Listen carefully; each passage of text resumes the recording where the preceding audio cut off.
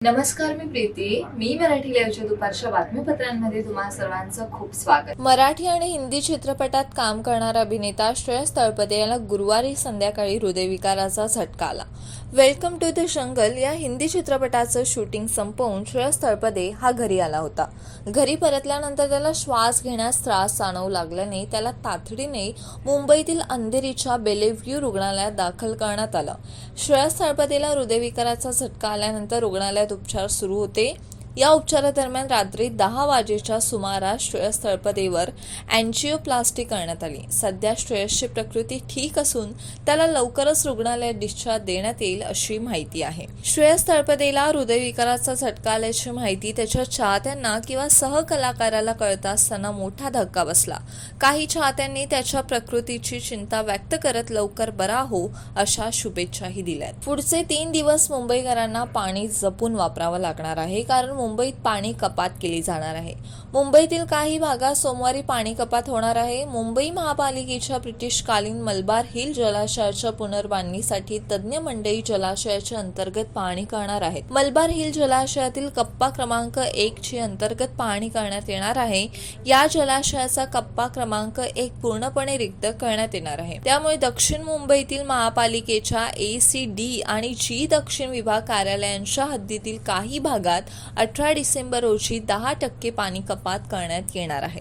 ठाकरे गटाचे नेते खासदार संजय राऊत यांनी भाजपावर थेट निशाणा साधला आहे. गौतम अदानी हे भाजपाचे उद्योगपती जावई आहेत. भाजपाच्या जावयाला मुंबई गिळायची आहे, पण आम्ही हे होऊ देणार नाही असं राऊत म्हणाले. 16 डिसेंबर म्हणजे उद्या धारावी बचाव मोर्चा काढणार आहे. त्यावर बोलताना संजय राऊत यांनी भाजपावर टीका केली आहे. धारावीसाठी मोर्चा होणारच आहे. तो मोर्चा फक्त धारावीसाठी नाही तर मुंबईकरांसाठी आहे. सगळ्यांवर ताबा मिळवण्यासाठी भाजपाचं हे सुरू आहे. देशाचं उद्योगपती जावयांना मुंबई गिळायची आहे, आम्ही ते होऊ देणार नाही. धारावी बचाव मोर्चा होणारच आहे. या मोर्चात मुंबईकर उपस्थित असतील असं देखील संजय राऊत म्हणाले. अण्णा हजारे यांच्यामुळे देशाचं वाटोळं झालं. गांधी टोपी घातली म्हणून कोणी गांधी होत नाही असे बदनामी करणारं वक्तव्य ज्येष्ठ समाजसेवक अण्णा हजारे यांचा फोटो प्रसिद्ध करून शरद पवार गटाचे आमदार जितेंद्र आव्हाड यांनी सोशल मीडियावर केलं होतं. यानंतर अण्णा हजारे यांची बदनामी केल्याप्रकरणी अण्णा हजारे यांचे वकील ॲडव्होकेट मिलिंद पवार यांनी अण्णा हजारे यांच्यातर्फे अण्णा हजारे यांची बदनामी केल्याबद्दल जितेंद्र आव्हाड यांना कायदेशीर नोटीस पाठवली होती. दरम्यान ॲडव्होकेट पवार यांच्या कायदेशीर नोटिशीला आमदार जितेंद्र आव्हाड यांनी त्यांच्या वकिलांमार्फत उत्तर दिलं आहे. या संदर्भातील माहिती अण्णा हजारे यांचे वकील ॲडव्होकेट मिलिंद पवार यांनी दिली आहे.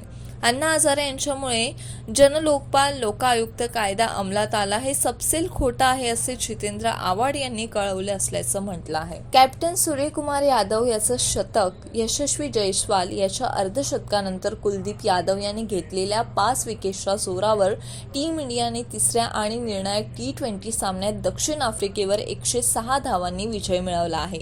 टीम इंडियाने दक्षिण आफ्रिकेला विजयासाठी 202 धावांचं आव्हान दिलं होतं. मात्र टीम इंडियाच्या गोलंदाजांपुढे दक्षिण आफ्रिकेने 13.5 ओव्हरमध्ये 95 धावांवर गुडघे टेकले. टीम इंडिया या विजयासह मालिका 1-1 ने बरोबरी सोडण्यात यशस्वी ठरली. दरम्यान T20 मालिकेनंतर उभय संघात 3 सामन्यांची एकदिवसीय मालिका खेळवण्यात येणार आहे आणि या मालिकेला रविवारी 17 डिसेंबर पासून सुरुवात होणार आहे.